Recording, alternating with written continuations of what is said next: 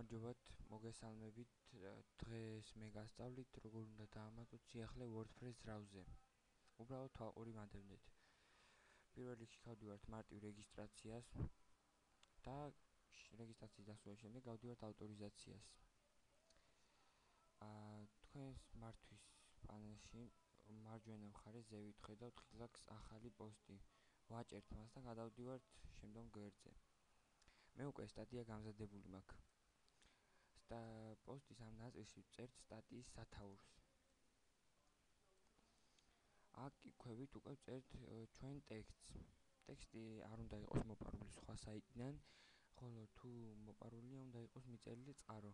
ეს სტატია ჩემი არ დაწერილია, ამიტომ მე შემიძლია თავისუფლად გამოვაქვეყნო.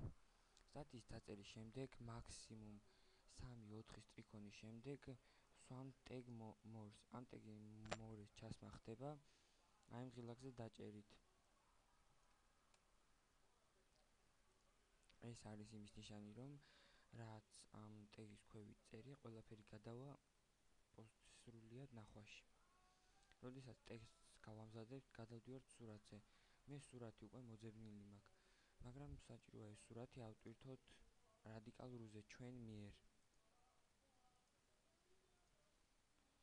შევდივართ რადიკალურზე.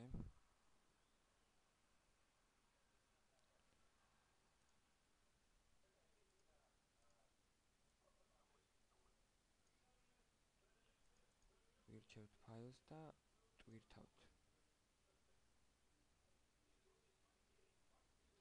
ფაილის ატვირთვის შემდეგ ვიღებთ ლინკს.